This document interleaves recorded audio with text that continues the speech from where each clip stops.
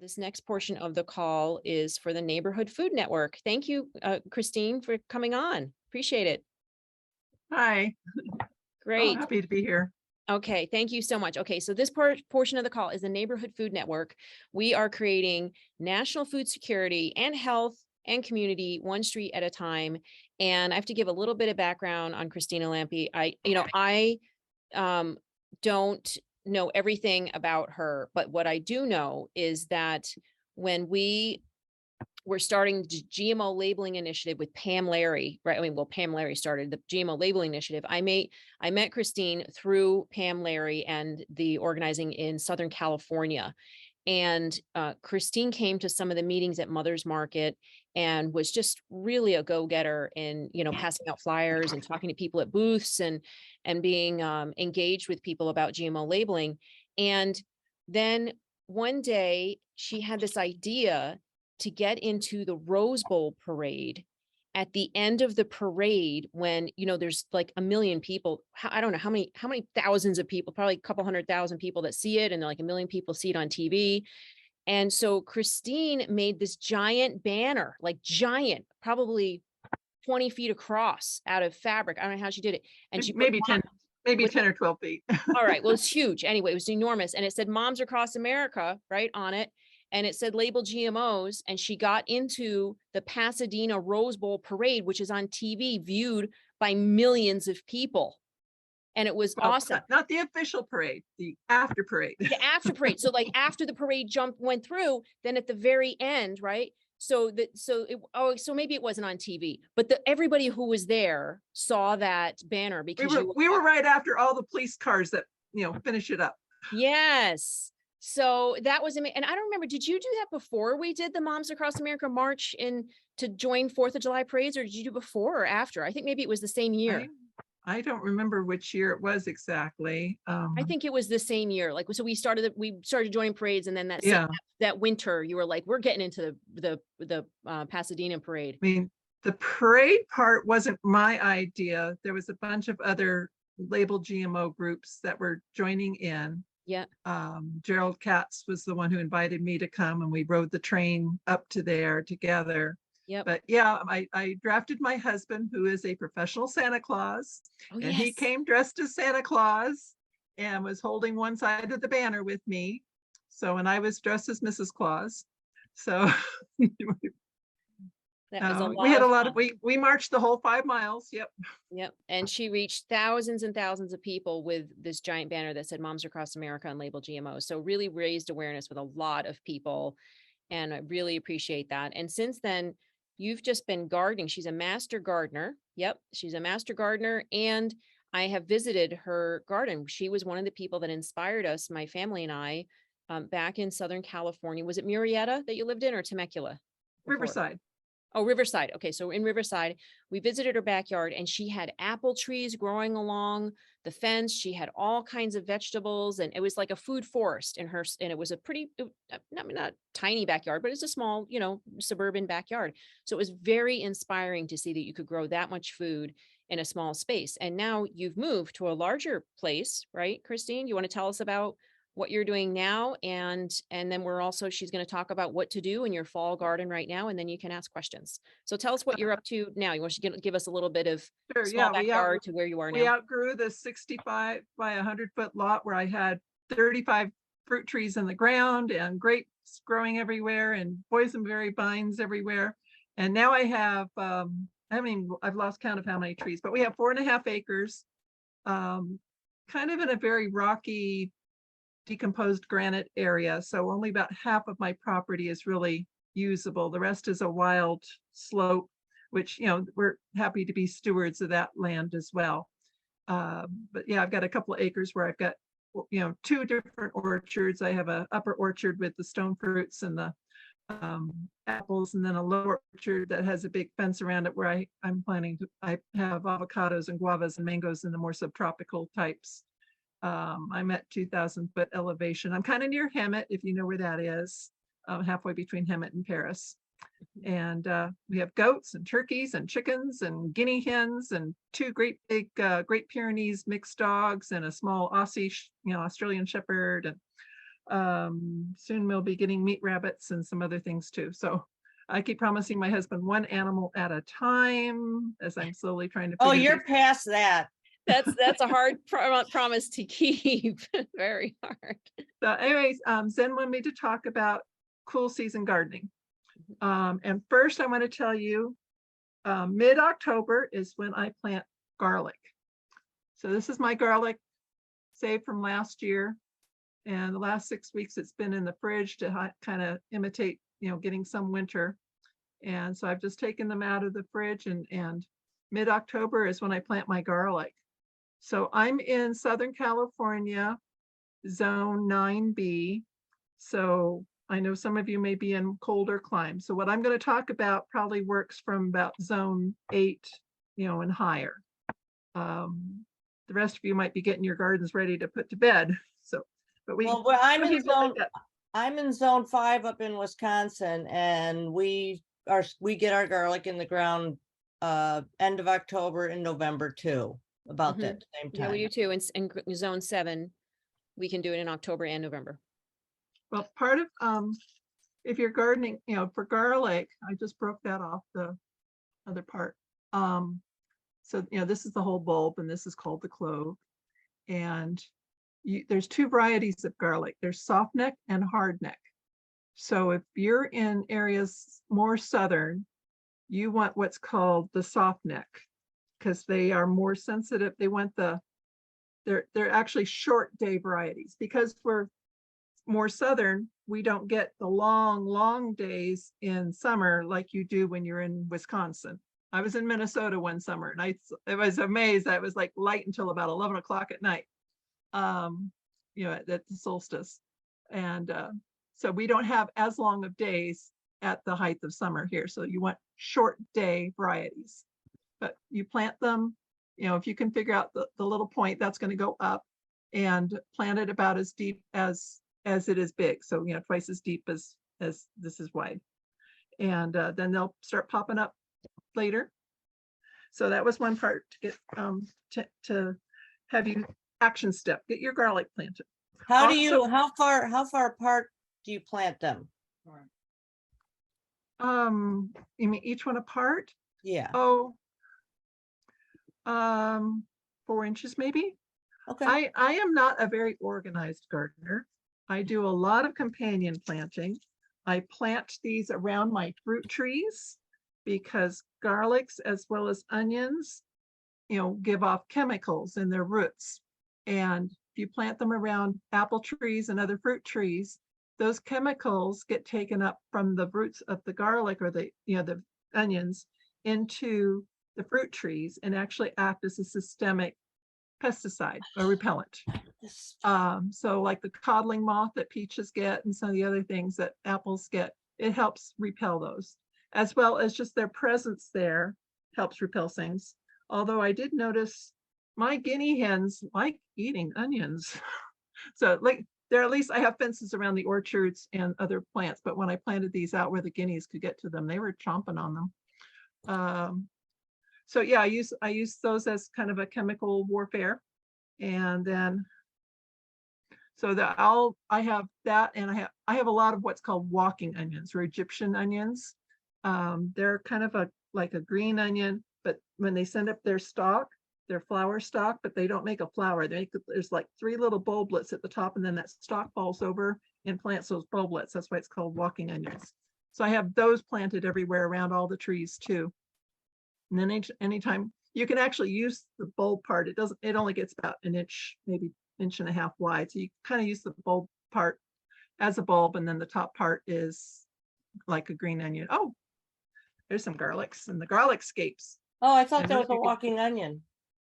Oh, are those walking onions? They look like garlics to me. What I've seen. Okay, it says walking onion. Yeah. And yeah, they have the mine don't usually make that many bulblets on top, usually only 3 or 4, but sometimes they make a lot. And if anybody knows me around here, I've been collecting all bulblets and I share them with everybody. So anyway, so basically, Jody asked, how deep do you plant the garlic? As deep as it is tall. So, So it's about, this one's like 1.5 inches, so 3 inches, the bottom would be 3 inches deep. Yeah, Does that so make double sense? the distance. You want to have Right. as much. That's kind of the general rule for all seeds, is about Okay. twice as deep as they are big. Do you There are- fertilize them? Well, I'm totally organic with everything I do. And I have goats as well as chickens, and I compost all the handy manure that they provide for me. I listen to the news about fertilizer shortages and I laugh because I have lots and lots of fertilizer here. And that's what I was doing earlier today, is scooping out buckets from the goat pens and distributing them around. You know, I scoop up all those little goat berries and then soak them in a bucket so they're nice and moist. And then I've been clearing out the water wells around the different fruit trees and you know, mixing all that, top dressing with that every year, or a couple of times a year actually. Also, you can take all that handy stuff and soak it and then drain the tea, that liquid off of it, and use that as a root drench. Chicken manure needs to be composted first because it's really hot. So I compost that in the bins and then distribute it later. But goat manure and rabbit and llamas and I'm not sure what all else. Those are all, you can use them right away. They're gentle enough to use in the garden right away. So Christine, I was actually talking to Carol Grave, who's on now, earlier, and she said she was soaking her garlic in fish emulsion and baking soda, per the Epic Gardener. And I don't know if you follow him, but I didn't know if you've heard anything about that. I follow him for dragon fruit. I haven't ventured into some of his other topics. So it was fish emulsion and baking soda. And Yeah. I hadn't heard of that. I do use, I make a compost tea where you soak your compost in a bucket overnight with a aerator. And then I take a cup of that, add it to a gallon of water. And then I add fish emulsion, like 1 ounce of fish emulsion, 1 ounce of seaweed, apple cider vinegar, and molasses, those 4 things. And then that's either a root drench or it might be a foliar spray. So I will soak a lot of my seeds in that compost tea mixture before I plant them. Well, I just watched the video on his whole series on garlic, and I was kind of clueless what I was doing with it, but I did both the hardneck and the regular, because he did too. So kind of unusual varieties. He's in Southern California, I think, in Orange County. I'm in your zone. Yeah, Yeah. I live in La Cresta near Murrieta up in the foothills. But Oh, you're anyway, close to me. Yeah. yeah, so he suggested that you do this. He said it's not necessary, but he's tried it and he really likes it. So you just put, it's like 8 cups of water in a bowl. You put like a splash of your kelp or fish emulsion in there, and 1.5 teaspoons of baking soda. And he said you can soak them up to 18 hours, no longer. But he finds that even if you soak them a couple of hours, it's good. So I soaked mine about 4 hours. So we'll see. Yeah. So what's it supposed to do for the garlic? Just What does the baking soda do? I should know the answer to that, but I don't. But I know I use baking soda as a remedy against powdery mildew, which is what squash and grapes and yeah. I don't know. I'm gonna have. He didn't really say. I just kind of trusted it, and so I think it's an antifungal. Yeah, as a powder, if as a remedy against powdery mildew, that's an antifungal. So maybe it's helping with that. Yeah. But anyway, I just thought I'd share that. I'm in your zone, so I'm with you. Yes. So I haven't soaked my garlic like that, but then as I'm planting it, everything's getting a root drench with that compost tea mixture. So it's kind of getting it. But yeah, I probably wouldn't hurt to do that too. Sometimes it's a matter of time. I just don't always have time to do all the things I know I should probably do. Yeah. And so a lot of things just get it done, kind of thing. Yeah. And then we put compost tea on it too, after we planted it. Yeah. Too. Yeah. So, yeah. Okay, so I just looked this up. It says fungal infections, nematodes, and white curl mites can be eliminated by soaking garlic, planting cloves in baking soda and seaweed, followed by alcohol and then hot water. I'll put the link for this article in the chat. Oh, another point I meant to bring up on the garlic is if you save your garlic for every year, so this is my garlic from last year, then your garlic is every year is going to get more and more acclimated to your climate and your soil and your growing conditions. So if you don't have garlic already, it may be too late, but if you can go to a farmer's market and find a local farmer who's still has garlic for sale that he grew locally, then that will give you a leg up on it. But otherwise, just get whatever garlic you can and then start saving it from year to year. When you harvest, probably around May or June, then I put it in peat moss. I don't use peat moss a lot. I know a lot of things will tell you to put peat moss as a soil mixture when you're making your own potting soil, but peat moss is antimicrobial as well as it's a non-renewable resource. So I only use peat moss as in this case, an antimicrobial to protect bulbs. So if you're saving bulbs, whether they're from flowers or, the garlic, potatoes, when you're saving the seed potatoes from year to year, I save them in a bag of peat moss. So that helps them stay better for that time. And But, Christine, do you save the largest garlic? Is that your sort of rule? Oh, Save the when you're biggest? saving seeds, so seeds and, these aren't really seeds, but yeah, you save the biggest and best every year. So, if you're find the ones that did had the biggest and best, vegetative growth, if you're saving like I'm also planting snow peas right now and fava beans. So I find the ones that had the plants that grew the best and had the biggest looking pods. And I even put ribbons on them to remind me not to pick those and to let those, go to, dry up and go to seed and to save those. Oh, you're So, supposed yeah. to leave them in the ground? You're supposed to leave them in the ground then? The garlic? Well, I harvested all mine at the same time, and then I'm saving some of the bigger bulbs, although it's really hard because I just want to use them. Yeah, But I pull them up out of the ground around June and then put them in the peat moss until now. I think okay, she was Mid-Oc- talking about the mid-October. fava beans and the snow peas, reminding herself not to pick those, right? The Yeah, fava so beans. I changed subject a little bit. Yeah. I save seeds of all kinds of things. Again, because as you save your own seeds, each generation you're saving is getting more and more acclimated to your growing conditions. So, So Christine, you mentioned going to the farmer's market and buying garlic that's local, that's preferable. But if people If- don't do that, can you just get the organic garlic at the grocery store? I've done that and it seems like they're fine. They just may be a little smaller bulbs than I would have liked. most of the garlics at the grocery store will be the hardneck variety because it stores better. Ah, And so that's what they sell, which you can grow hardneck here. As Carol said, she's done both. And I've done both. I think the red and Chilean I have is a hardneck. But the hardnecks that grow here don't store as well for us as they do for someone growing them more north. So use them up sooner. And if you're going to try to save them from year to year, get them in the peat moss sooner. I Um, watched a program on Netflix about garlic. There was a whole series where they did one on garlic and avocados, things you might never know.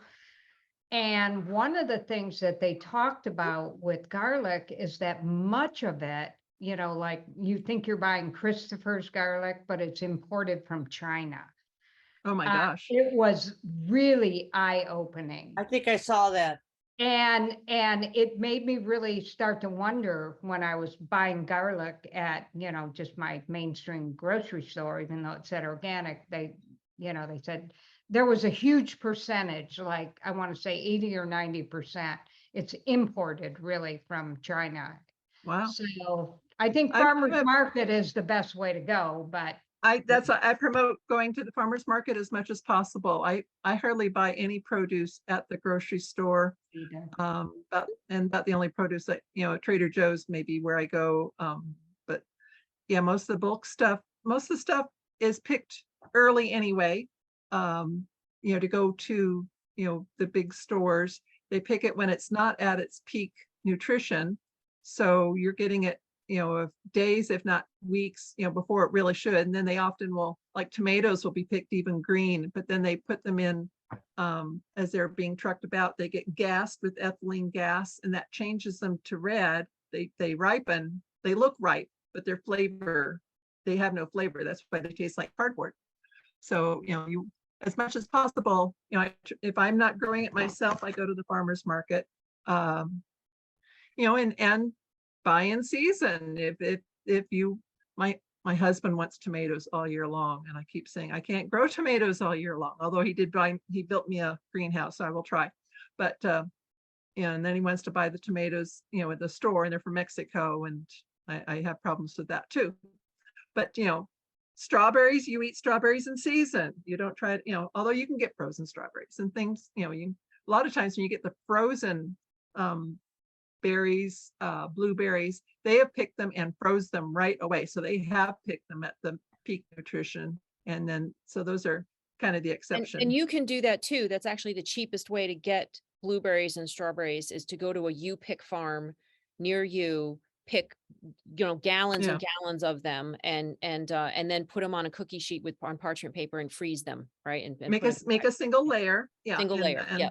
My toaster oven tray fits perfectly inside, my old freezer. Now I have a bigger freezer, but so find what, so you want a single layer, and it only takes about an hour to do what's called flash freezing. And then you can scoop them into a Ziploc bag and then do the next layer. So, keep working, but you don't want to freeze them as a clump in that bag, because then they just all kind of freeze together and they're freezing unevenly. Yeah. Okay. So let's get back to fall, cool season.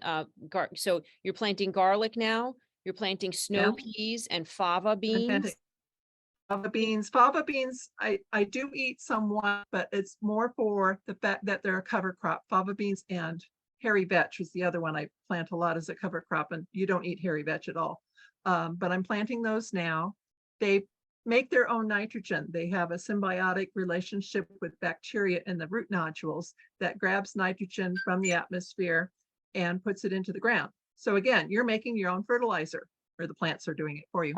So the more legumes is the general word for peas and beans, the more legumes you can plant, the more you're getting free fertilizer into your ground, as well as those fava beans and the vetch are growing. Then later I will, clip them, cut them down. I don't pull them out. I leave the roots in the ground. They have all those root nodules full of nitrogen. So I clip them at the soil and put those in my compost. So they're making compostable material for me, or I'm feeding them to my goats or my chickens. Both are good for livestock. I grow a lot of things here. I look up everything and find out what I can feed to livestock as well. But for the cool season, besides your cover crop legumes, a lot of the greens here in Southern California, now's when you plant them. So your lettuce, cilantro, carrots, fennel, a lot of those are being planted now. The advantage of cool season growing is that, first of all, it is much cooler outside to garden. We had that at the end of August and the beginning of September, we had like those 3 hellacious weeks, 110 almost every day here. And then finally, what was it? Friday, mid-September, we had that rain from Hurricane K. And oh gosh, that was so nice. And it cooled off. And then it's gotten back up to 100 for a few days, but now we're down to the high 80s or low 90s. The nice thing about cool season growing also is a lot of the pests have left. Exactly. That's another point I had here. So, you're out there. It's cooler for you. It's more comfortable for you. The days are shorter though, so you got to make your time better. I got to remember to try to get up earlier and don't waste any of that daylight. And yeah, you have less pests during the winter. You do still have aphids, and we have those white butterflies. They're called the cabbage white butterfly, and they lay their eggs on anything that's in the cabbage family, which brassica is another term for that family. So broccoli, cabbage, cauliflower, kale. And if you're growing these from seed, they will find them and lay their eggs on them. So as you have to watch your plants, and you look for these little green worms. They are the exact same color as the plant. So they're really hard to find. And they line themselves up with the veins in the plant. So again, making it harder to find them. And they're usually on the underside. And they're on the underside of the leaf.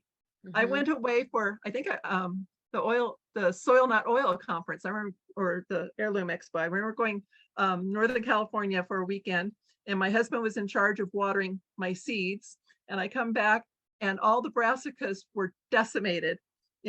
Those worms had come through and eaten everything. And I didn't warn him to look, and he didn't know. So, yeah, look out for those guys. And aphids are easy to just wash off. Just put your thumb over the end of your hose, or put a nozzle on your hose and put it as hard of a spray without tearing the leaves apart, and spray your plants. Just spray those aphids off. Those little guys are like little vampires. They're sucking the juices. Their little mouth parts are in the plants, and they're sucking juices out of the plants. And if you hit them with the water, that breaks off their mouth parts, and they're not coming back. And any other ones, if they just, if they will crawl back up. But if you do that like, 3 days in a row, you'll really cut into their numbers a lot. And that works for thrips and spider mites. So you're out there watering anyway. So just spray under the leaves, and if you see the aphids, just spray them as hard as you can. And I hold my hand behind the plant to kind of support it. And then that means, any of those aphids will, just drop it. I also do that because during the summertime, I encourage a lot of pollinators here, and the monarch butterflies lay their caterpillars. And so any of those caterpillars, that I want, if they drop straight down, they'll come back up, and to the plant. So I don't want to like spray them far away. During the winter time, also a lot of what we're growing are more plants that we eat the vegetative parts of them. We're eating the leaves. Broccoli is an immature flower. Same with cauliflower. We're growing lettuce, cilantro. Cilantro, you have a hard time growing cilantro in the summer because it goes straight to flower and it bolts. Bolting is when it sends up its flower parts, and then most things when they bolt, they turn bitter. Lettuce, when it bolts, turns bitter. But I found out that chickens cannot taste bitter, so you can start then feeding your lettuce to the chickens when it gets too bitter for you. Christine, I have a question before you continue. I noticed that the cilantro grows very fast, and then there's just like tons of it all at once. Can you freeze it? Is that an herb that you could freeze, or would you just dry it, like to preserve it? It doesn't. You can dry it, but for freezing, if you want to do ice cube trays, and you snip and fill each little ice cube section with the cilantro, and then put the water in there, and then make little cilantro ice cubes. Oh. And that way it'll be really, you can do that with a lot of herbs. Oh, okay. That's a good idea. I'm also master food preserver, so that's a technique we learned in that. Nice. Yeah, I noticed that cilantro, you can be gorgeous one day and then the next day it's bolted. Keep planting it. I have cilantro coming up everywhere, so it's awesome. But I did order some slow bolt cilantro seeds. There's a variety called slow bolt cilantro. It's not as tasty as the other varieties. Oh. So you grow the slow bolt one during the summer, and then grow the other varieties in the winter time. And another thing with cilantro is in the family with carrots, the umbelliferae family. So carrots, parsley, fennel, there's a few others I'm leaving out. All of those, if you let them go to flower, so let them send up their flower stalks. I have had carrots send up a flower stalk taller than me. I mean, 10 feet tall, maybe. And all kinds, the carrots will sometimes get huge. And all these flowers, they're called umbelliferae because that sounds like umbrella. And their flowers are just kind of this umbrella of a cluster of flowers. They're little tiny flowers, but this big clump of them. And they attract a lot of small insects, a lot of what are called beneficial insects that we want. They're small little wasps. They're so tiny, they're only like a quarter inch or even smaller. So they're not anything that's going to sting you, but a lot of these wasps parasitize a lot of the pests. So the more you can grow these and have these flowers around it, it attracts more of these beneficial insects. And you get where everything's helping you take care of everything else. They keep everything in balance. So I really don't do much for, having to take care of pests. I just try to grow a lot of these different insectary encouraging plants, and, do a lot of companion planting, and everybody kind of just helps each other. So no one guy gets too much out of control. That's great. And keep in mind, cilantro is wonderful to put in smoothies as a natural heavy metal detox. So Oh if you, yeah, I remember that. yeah, you could throw some cilantro in a smoothie every day and really, I mean, I haven't seen That's- scientific results on it, but I've seen that, it does act as a heavy metal detox. So, I think Stephanie Seneff said that for glyphosate. oh, okay, good. Was that? Yeah. So you can't Yes, have she too much did. cilantro, really. Yeah. Some people, they have a gene and they just don't like cilantro. The My taste husband, bothers my them. husband Yeah. is like that. Yeah. It makes things taste bitter and soapy to him. So I've read that it's about 10% of the people have that gene. So I have to keep all my cilantro, and I love cilantro, but so Mhm. I have to add it all separately. But And yeah. Frankie's asking, she's keeps seeding cilantro and other herbs and nothing's growing. I suggested to please make sure to water them enough in the beginning. Why might somebody be having trouble growing not weeds, cilantro or herbs? Why might somebody A be having lot of trouble? weeds are edible too, and they grow well. Yes. So if you're growing weeds, see what weeds you've got growing, and maybe you can use them too. Like The- lamb's the quarter. Lamb's Quarter is quarter, the yep. mallows, purslane. Purslane has more omega-3s in it than anything else we grow in the garden.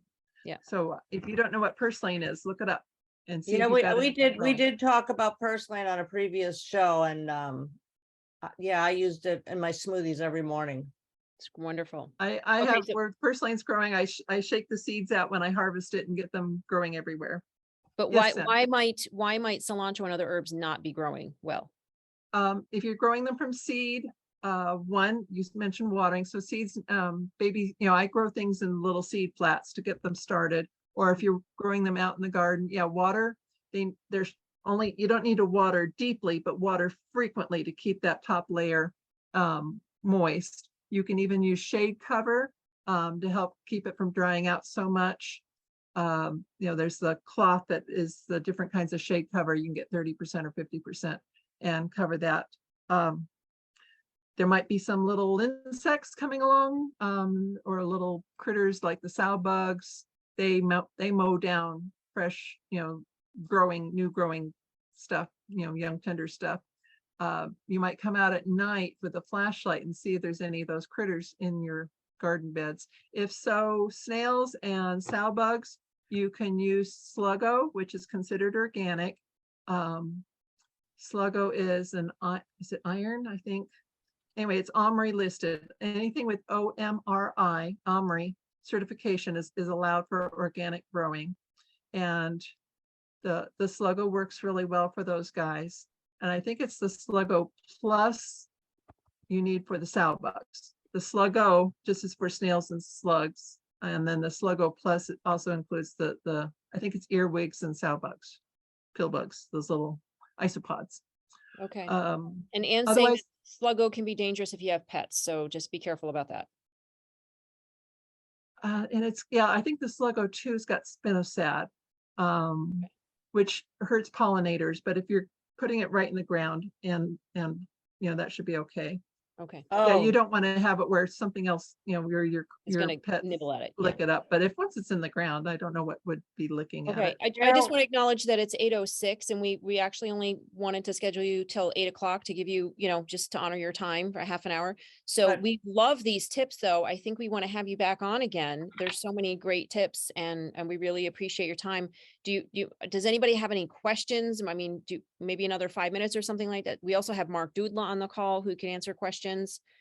I think we were originally going to go just an hour tonight from 7 to 8, but if well, I was actually, I'm gonna start planting my garlic and onions all around my garden now. My Yes. question to you is, because you have all these fruit trees, is that I have 4 apple trees and I'm growing an organic garden, and I was wondering if there was something else I could plant around them to help them with the worms. I mean, a lot of my apples had some holes in them. They weren't perfect, but I just cut around that. I was just wondering if you had any tips for that.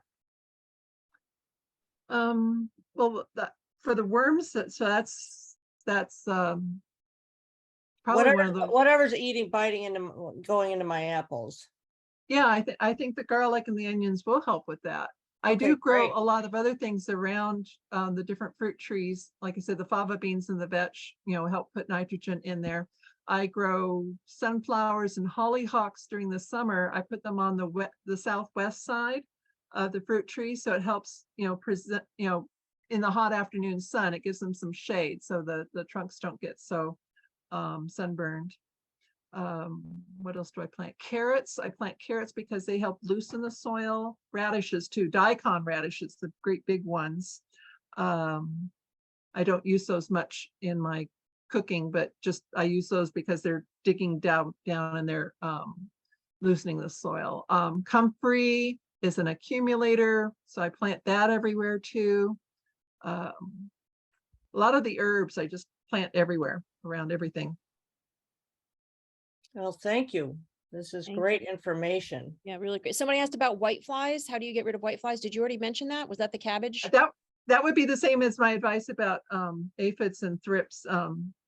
Just spraying every day. Okay. And spray under the leaves. So if you do it like 4 days in a row, that usually really cuts down into their numbers. Okay. And Jody's asking, how often do you grow garlic starts? You just plant them once in October or November, right? Some people do plant them in spring, but it's better to plant them in the fall, isn't it? I've heard that, yeah, you can start, if you don't get them here in October, I've heard even, January or February, they're still fine to plant then. And then you harvest them around June. So then you're done until you plant them again. And Jody was asking how often you water the garlic. I kind of planted them and forgot about them. They get watered when the trees get watered. Initially I'll give them some water, but yeah, pretty much you don't want to give them too much water at the beginning because it will rot them. So, but Yeah. Right. I watered them in. As I'm planting them, I water them into the ground. But yeah, they pretty much they're You on the water them when the irrigation trees schedule. get watered, which means what? Every 3 days, 5 days, once a week? I mean, it depends on your growing area, It but depends upon the weather. Yeah. Right now I think we're doing about 3 times a week. okay. All right. And do you cover it with straw? Joan lives in New England for garlic, right? I think you do.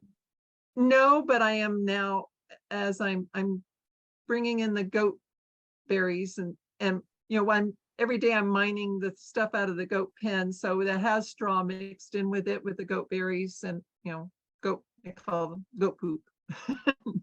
And yet that's all just kind of getting mixed in on top, but I'm not covering them directly on purpose. I cover my garlic bulbs with remade, but if I'm going to do how you're doing it, I can't do that. I just had a plot. I covered it with remade just to keep the squirrels out because they're digging all over the place.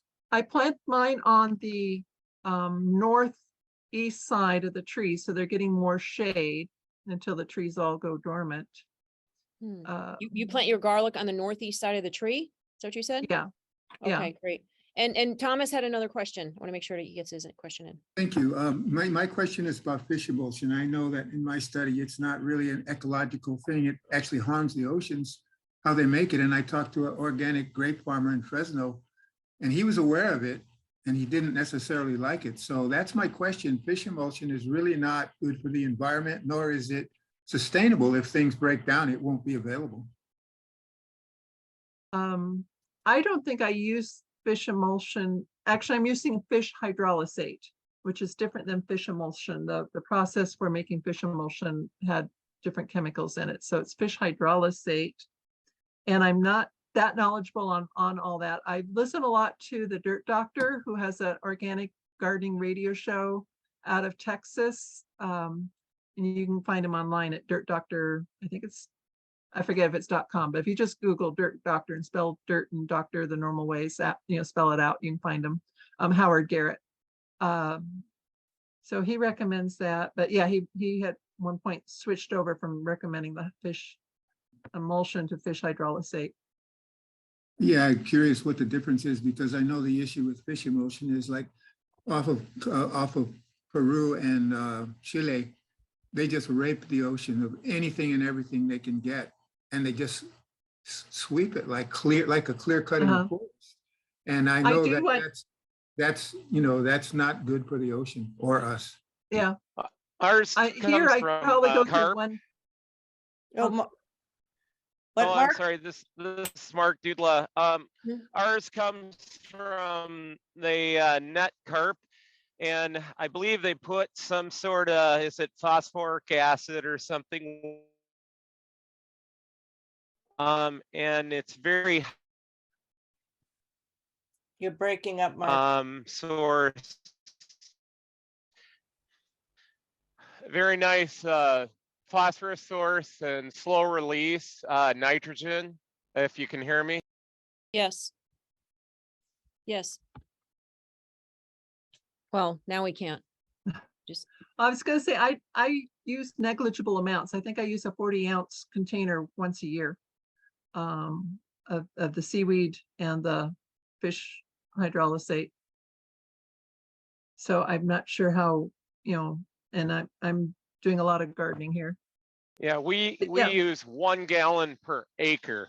So 1 gallon over 43,560 square feet. So wow. it's you don't have to use a tremendous amount. Now, saying that, we usually try to put it in the trench with the seed, right? And not feed the weeds between the row. So that's how we do it. Hmm. Yeah, I mean, that really sounds great. It's nice to hear that. It's just that my concern is that a lot of organic farmers are depending on it. And the more organic farmers that become dependent on it, the less good it's going to be for all of us in our environment and our ocean. That's just my comment. Yeah, well, it's definitely something to look into. Thank you very much, Thomas. We appreciate it. I- There are other sources of amendments, by the way. There's a very good book by Nigel Parker, I believe his name is, and it's called Regenerative Organic Soil Amendments. And I'm sorry I don't have it with me right now, but on our next call, I'll try to get that. And maybe we should have him on as a guest sometime, because you can do things like take the tomatoes that you've pulled up out of the ground, put them in a bucket with water, ferment them for 6 weeks, and then that's great, for next year's tomatoes, or just weeds, just grass, your grass.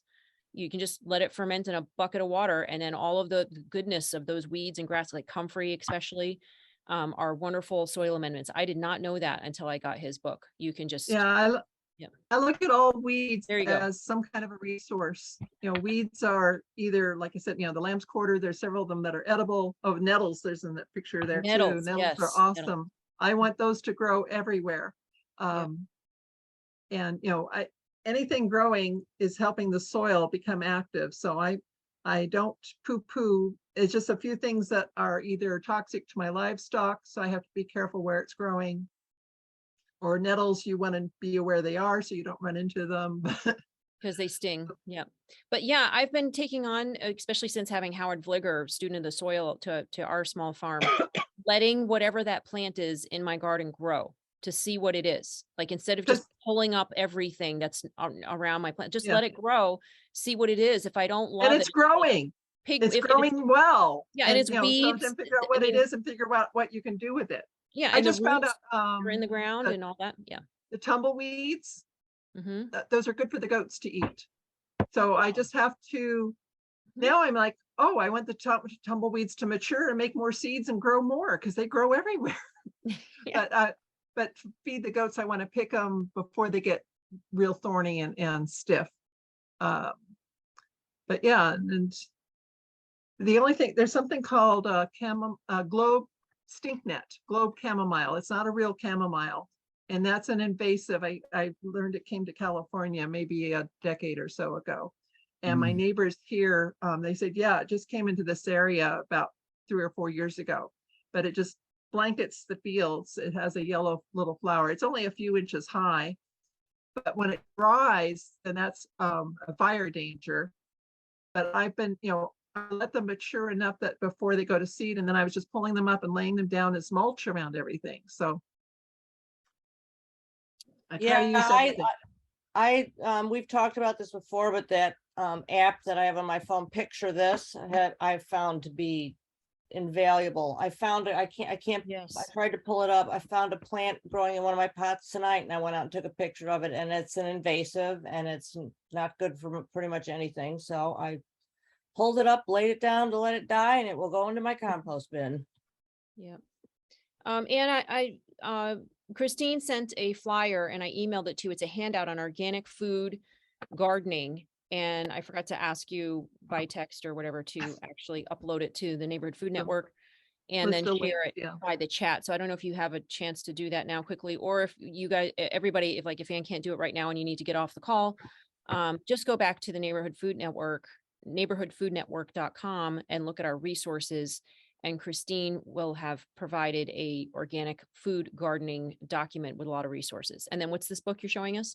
This is the Organic Manual by Howard Garrett, who's the dirt doctor. So he's the one I initially learned all my organic gardening from. So Wow. I highly recommend, it's not a big book, but he has everything nicely condensed in here. Then, and they're not 20, but $18.95 is when I got it. Now, although this is California Master Gardener Handbook, but again, if you're in any of the southern climes, this will probably work well for you.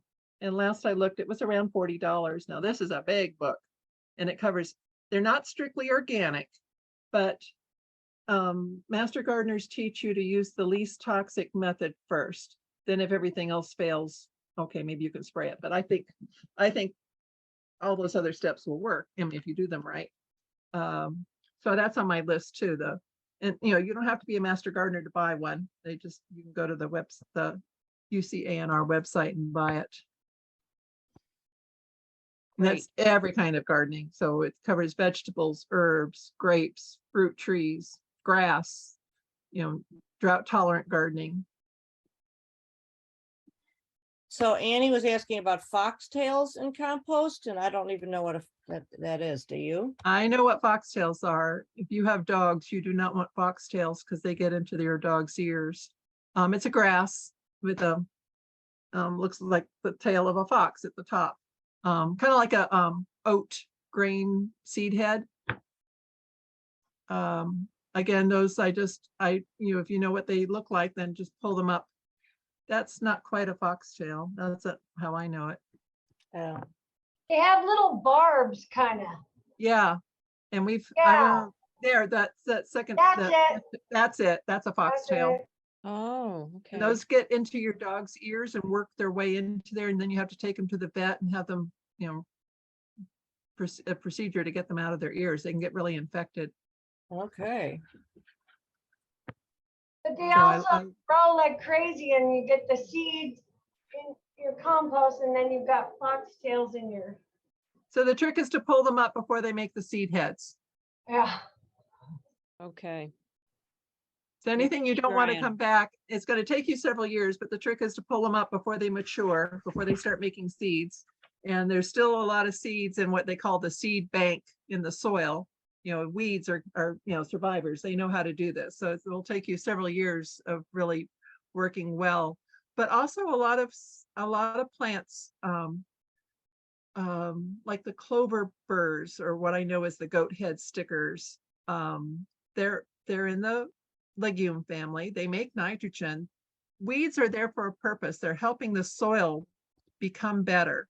And they're usually there because the soil needs calcium or the soil needs something, and they're pulling that up. So you might research what your weeds are and what they're doing.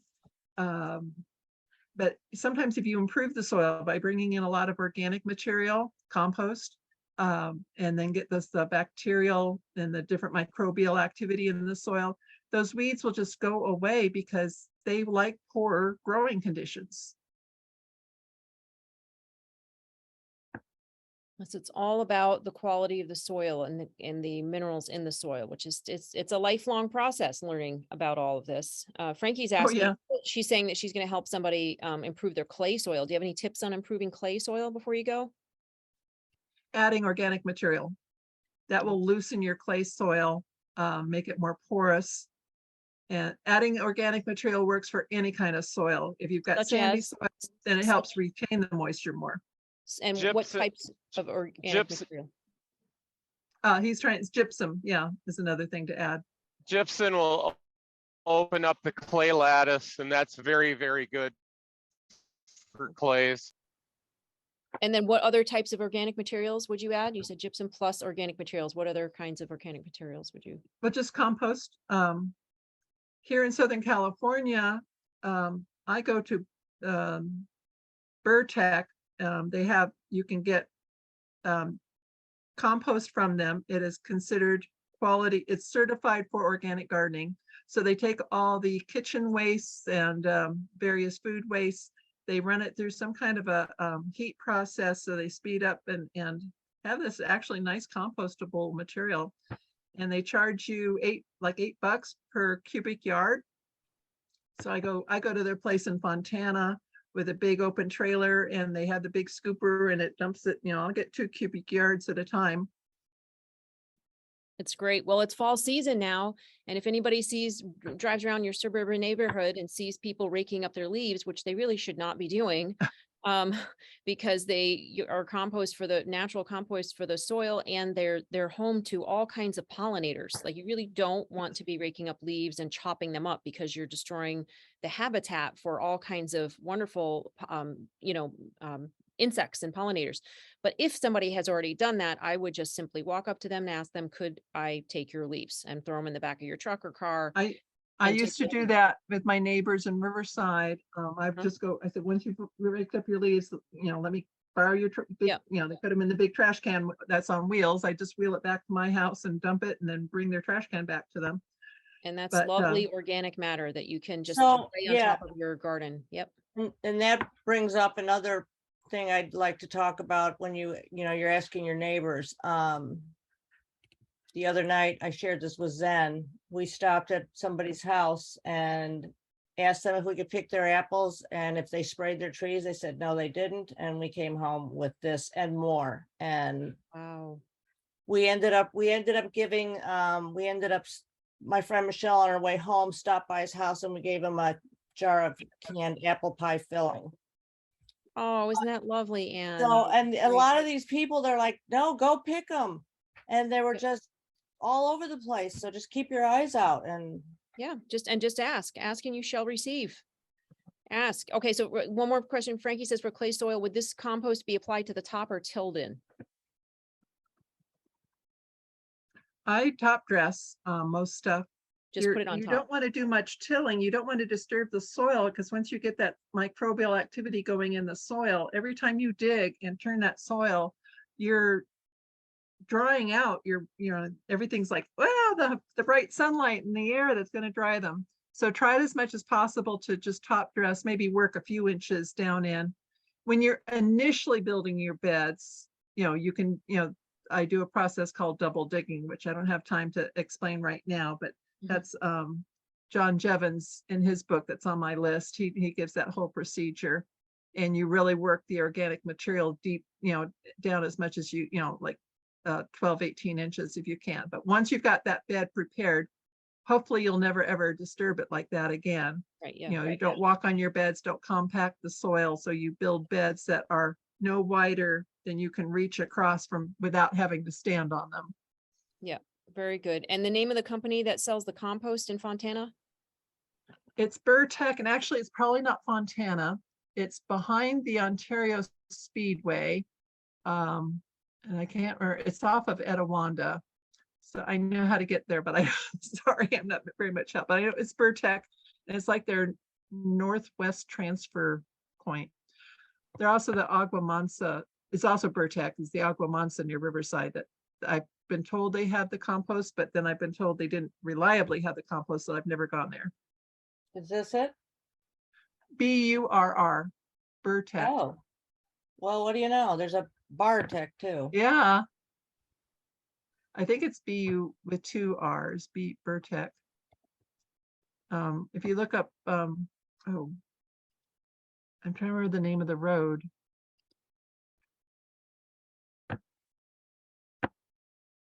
I look at it on my map, I can probably tell you. I'm very map oriented. Is this it? Burtech, yeah. Says it's taking care of Southern California. So Yes. Okay, well, I will include that link and when I send out the update to this call. That's great. All right. Well, somebody asked about, thank you very much, Christine. I really appreciate it. And thank you, Mark, for being on the call. I just want to wrap up with saying a little bit about the Neighborhood Food Network and how you can initiate the Neighborhood Food Network on your street. You can. And I gotta go because I Okay, have thanks, turkeys that are Christine. gonna start roosting in the trees if I don't get them in their night pen Okay, now. thank you so much. Appreciate it. right. So somebody asked how we can initiate the Neighborhood Food Network in our neighborhood and get connected with food banks. And the answer to that is one that I don't completely have yet because I'm in the process of doing that myself in Asheville. I have somebody who's going to connect me with one of the directors of the food banks. And I think that appointment is next week or maybe the week after. I don't know. It's taking time for me to make those connections. But you can simply reach out to the food banks in your neighborhood and say, you know, what I'd like to do is to initiate a neighborhood food network on my street. And what I'd like to do is inspire and, you know, invite, inspire and excite my neighbors to grow food to support the local food bank. Now you could grow food just to support each other, right? To create national food security on your street.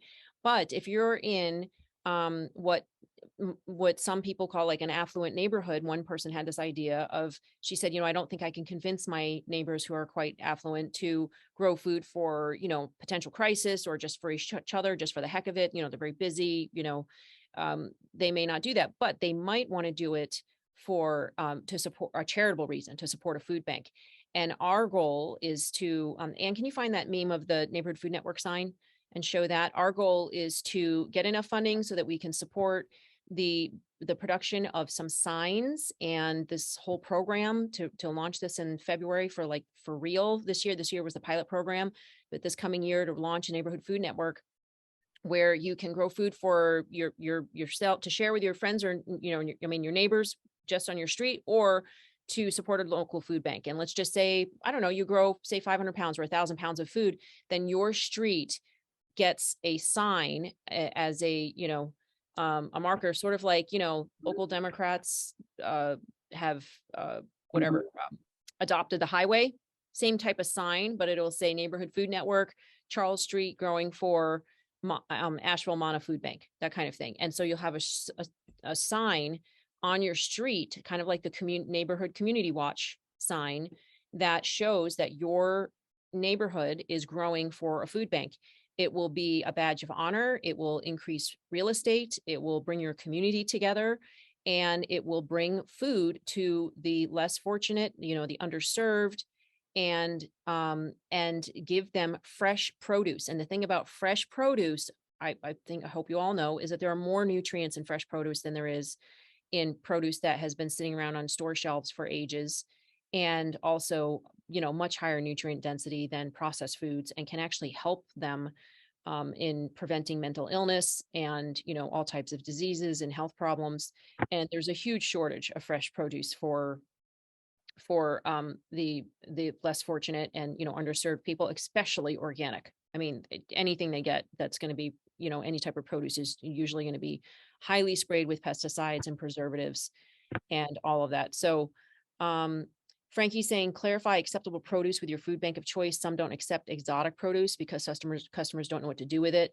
We want to make sure to provide recipes to go with our exotics. That's a very good idea. Thank you, Frankie. And providing recipes is a great idea too. You can just print those out on, you know, just black and white paper and provide them with the thing. So isn't this a great sign? Yes. Okay. And Rebecca, yes, I'll check my Facebook messages probably tomorrow, though. I'm probably going to check out tonight. Okay, so it's 8:30. We're going to end the Neighborhood Food Network call, and we really appreciate everybody being on. Did everybody learn something new? I did. So I always do. one thing I wanted to mention is I noticed a lot of people came on later, and just a Yeah. reminder that the call is starting an hour earlier every week from now on. And so it'll be in the email, but just so you know. Oh, yes. I apologize that we didn't mention that again at, you know, just when we yes. So the call is going to be starting at 4 p.m. Pacific time for Moms Across America, 4:30 for the Neighborhood Food Network. And that equals 7 Eastern time and 7:30 for Neighborhood Food Network Eastern time. We're just getting a little bit older. It's getting darker earlier. We're wanting to get Frankie in wanted bed a me little to bit show, earlier. Frankie wanted me to show my shirt. So here's my shirt, which actually Zen gave me for my birthday. Yeah, that's her latest birthday present. It's always easy to get Anne a present. Anything I you do. told for her, somebody my shovel broke and I said, well, Christmas is coming up. And he goes, oh yeah, I'm going to get you a shovel. That's a great gift. I go, yes, it is a it great is. You know what I want? I've seen them on Facebook. Those little miniature handheld saws. It's like of course Oh, they have a yeah. lady using it, but it's like, oh, I want a saw because I want to be able to prune stuff. The and little cut small chain, it's like a trees. little It's chainsaw. a chainsaw, but you can hold it. I'm like, yes, that's what I want. Yeah, that's what I want. All right. Well, anyway, thank you very much, everybody, for being on. Yeah, Rebecca and Max and Karen and Annie. Thank you, Mark, as always. And Christine was wonderful. Stephanie from California, thanks so much for being on. Anne and Sarah, everybody. Okay, take care. Thanks again, Anne. Bye-bye, everybody. Bye, everybody.